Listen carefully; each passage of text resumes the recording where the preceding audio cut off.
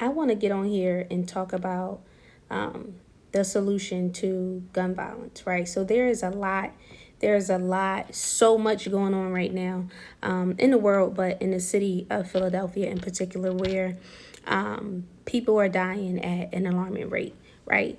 And so to have this conversation, I had this conversation last night, and so I had this conversation with Ms. Blackshear, my teacher, love her dearly. She taught me sixth to eighth grade. And so the very first thing that she said is like, if people want to get rid of guns and figure out how we can get the murder rate and the death rate and all types of whatever down, there's one thing that we have to do. And I'm like, what? And it's so simple. Like it's when I tell you it's so simple, it's very simple. All we have to do is literally get life insurance. She said, even if we just think about the men or the black boys who are being murdered, if we think about that, because they're dying at an alarming rate, right? Girls included as well, women included as well. However, if every single boy had a life insurance policy of $1 million, what do you think would happen? All these bodies are dropping, literally, like just, I mean, we see it all on social media, all over the place. So, and I'm gonna, cause I'm gonna share this one video. I mean, not a video, this right here. I'm trying to figure out, I'm like, what is the murder rate for Philly as of right now? So as of September 14th, we have a total of 372 people who were murdered. So think about that. If 372 of those people literally had $1 million life insurance policies, that's 372 million that those insurance companies will have to kick out. What do you think will happen? Oh, then that's when the NRA and everybody else would start lobbying and like, no, we need to figure this out. We need to stop. We need to stop. We need to stop. That's when gun violence will become a thing. That's when you wouldn't have to worry about ghost guns or any other thing. That's when you wouldn't have to worry about that. Why? Because that's a bill that $372 million, even if these kids or the people who are dying, even if they literally had $500,000 life insurance. But realistically, probably about 85% of the people who are dying due to gun violence, they don't have life insurance. So it's not necessarily of course, it's not affecting an insurance company at all. You're not a liability to an insurance company because you are not insured. But in the event that all of these people had insurance, what you think would happen? Gun violence would not be our issue because the NRA and the life insurance people, all of those companies would literally get together and they would figure out what the problem is. Outside of that, right, I think a lot of what's going on is very crazy and it's insane. I lost 12 students since September 2020 to June 2021. Just last week, between Friday and to yesterday, my school, which I'm not teaching anymore, lost 3 students, which is why they're off today. When school's trying to figure out how can we help, what it is that we can do, there's a couple things that these schools can do and the community members and what have you. It's a lot of things that can be done, right? And on the school side, because schools get funding. I don't care what type of school it is, charter, private, public, whatever it is. It doesn't matter. They get funding. They get funded. Especially if your kid has an IEP, a 504 plan, or some type of accommodation. The amount of money that they get for kids is through the roof. So for them to not tackle these issues, it's honestly because the person at the top don't want to deal with it. They don't want to get their feet on the ground because they're not in it for the same reason that you would think the educators are in it for. Let's be very clear about that. And so one thing that I suggest that if you are an educator, if you are a parent, if you are whomever it is that you are, first of all, another issue is that a lot of people don't think that their kids would die. So they don't insure their kids. Reality is The second that you have a baby, your baby should be insured. Point blank period. That's just the name of the game. Insurance. A lot of people who live below, or if you make a certain amount of money, right? Like, life insurance is damn near free for you, cents on a dollar. So it's not, especially, and I'm talking to the people who receive government fundings, whether that be Medicare, Medicaid, whether that be food stamps or whatever it is that you receive. If you receive some type of assistance from the government, your life insurance is damn near free. So for the people to not have it, it's like, why? Like, why don't you have it? Like I said, the number one way to make sure that these guns and everything is off the street is if every black boy or man or what have you had $1 million life insurance policies. You are coming for their pockets. As of September 14th, 372 people was murdered in the city of Philadelphia. If all of those people had $1 million life insurance policies outside of just $1 million, even if it was $500,000, hell, even if it was 25,000. If you ask me, I feel like insurance is the biggest scam in general. Insurance on the phone. I'm not saying that you shouldn't have it. I'm not saying that you should not have insurance on your life, insurance on your car, or what have you. But you pay this every single month, right? Cool. When something happens, you're like, damn, why? If I'm paying for this, why I got a deductible? Why I have this? Why I have that? Doesn't even matter. Insurance companies they never want to pay. So if they had to come out of their pocket, 372 million, the guns would be off the street. Understand that. The simple fact that you used to be able, I want to say it's Robitussin or NyQuil or something like that, where you literally could walk into a Walgreens or whatever store and be like, hey, I want NyQuil or Robitussin. Now they asking you for your ID because you got to be 18 years or older to purchase this. Okay, cool. Well, guess what? People are like, well, what's going on? The kids are ordering these parts to make guns and to do this and to do that. Guess what? If they're making you show proof that you're 18 to even purchase NyQuil, what do you think they would do in the event that your kid or whomever was ordering any part from Amazon or wherever they get the parts from to make a ghost gun in the first place? What, don't you think it would be all types of clearances or what have you just to order a particular screw? Like, it's really not hard. It's really not hard. But back to what the schools can do. As of right now, schools only provide counseling services or social work services to students with IEPs, some type of documentation, some type of 504 plan, or what have you. I don't understand why that's a thing. Or if there was a DHS case or something like that going on, then that's when they're like, okay, we're going to talk to the kid. We're going to do this. We're going to do that. But honestly, the conversation doesn't go no further than that. I definitely think that social workers, and I understand that their job is already hard, but I do, at the same time, I think that it should be mandatory for kids to have wellness check-ins at least once per month with counselors, social workers, or what have you, just to figure out like, hey, what is going on? So many things that we don't teach within our respective households that a lot of kids don't ever get. And when they get out into this world, they're just thrown out into this world. In addition to that piece, right? So we have that. I know Illinois and Louisiana is now providing kids with 5 mental health days, right? So you don't have to have, like unexcused absence for mental health. When I was growing up, even at Strawberry Mansion, I have never lost a friend who, like a classmate, and like, damn, I go to school and I look to the left and like, he not sitting next to me no more because he was killed. Can you imagine what kids are experiencing? They're losing kids. They're losing kids that's literally in the 8th grade. That's crazy. How are you losing friends and you are in the 8th grade? How?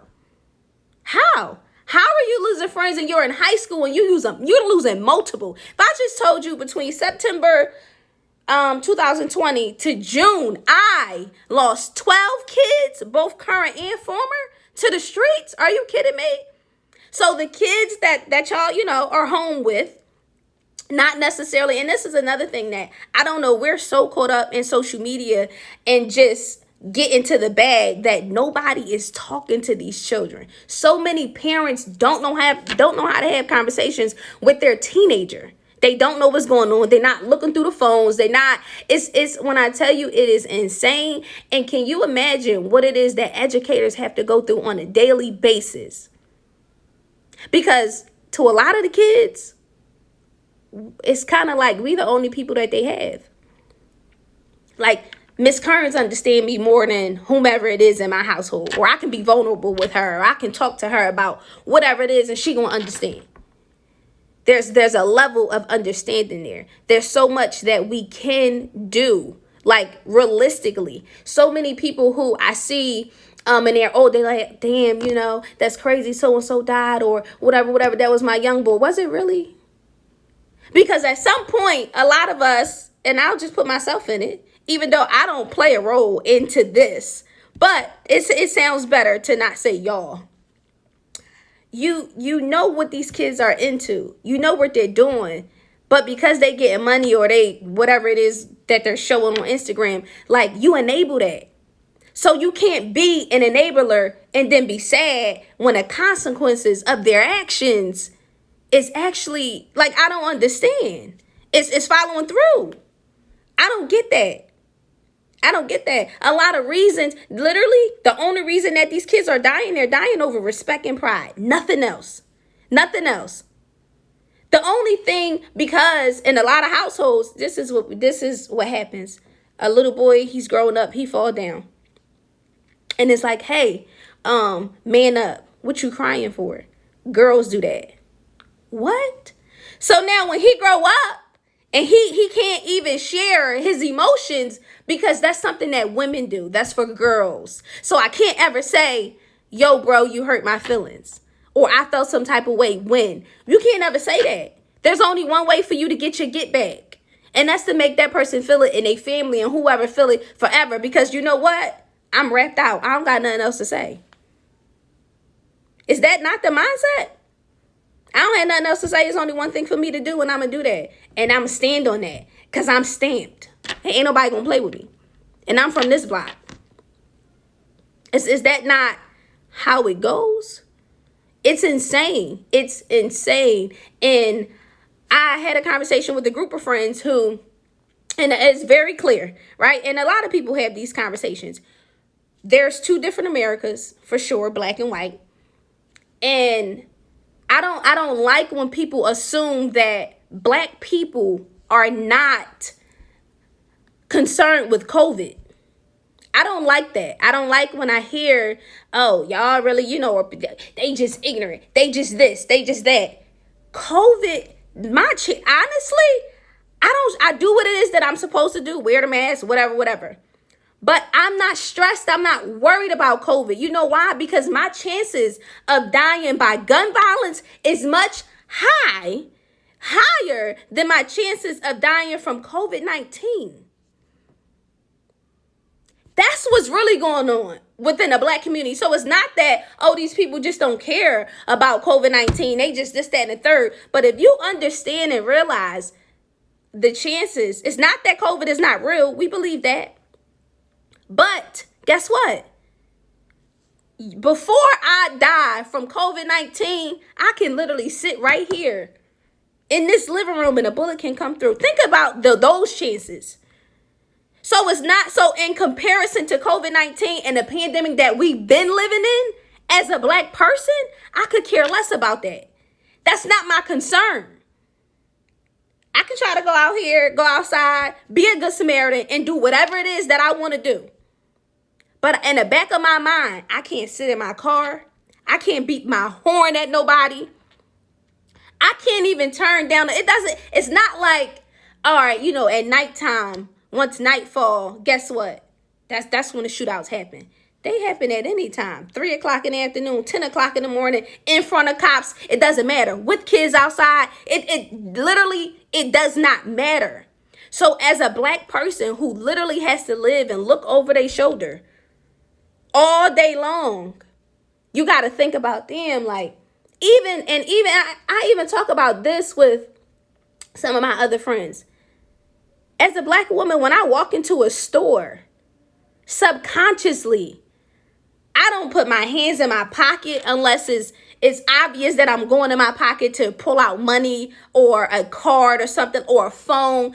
It's a lot of things that we don't do because in our minds, guess what? We're being judged the second we walk in that store. Is she stealing? Is she this? Is she that? Like, so to actually have to think about a pandemic when we already been living in that, it's the, bro, like my real life to stand in front of hundreds of kids on a daily basis, teaching them, and then the next day they're no longer there.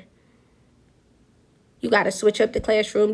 How do you even think, and how do you think that that affects the kids that their classmates, regardless if they was related to them or not? How does that impact the families? And even the person who committed the murder or what have you, like their family is a lot that their family got to go through too.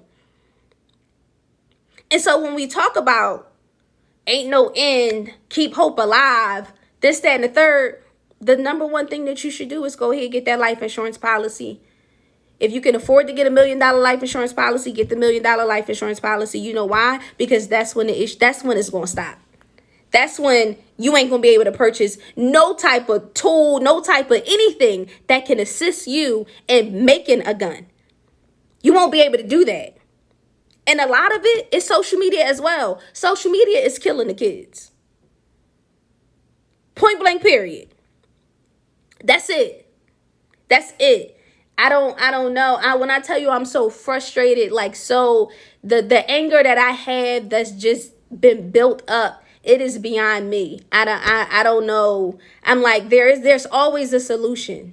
Always a solution. So I am going to save this live. Feel free to share it with whomever. Do whatever it is that you need to do. I hope that y'all stay safe and understand that there is a will. There definitely is a way. But at the end of the day, you also need to try to have some type of level of understanding, especially if you are not a person of color. And when I say, and I want to be very clear, even when we talking about people of color, because there's even levels to people of color. Right? So if you are not a black and brown person, Hispanic or black, and you will never necessarily understand. And even within that, Hispanics don't always understand black people problems, and black people don't always understand Hispanic problems.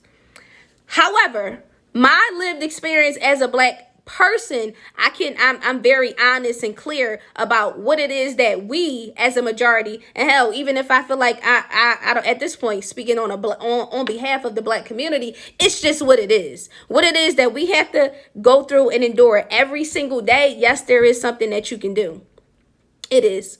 So go ahead, get those life insurance policies, right? And think about that. It's a lot to think about. How could you even begin to grieve or mourn when you got to figure out how you about to pay for this?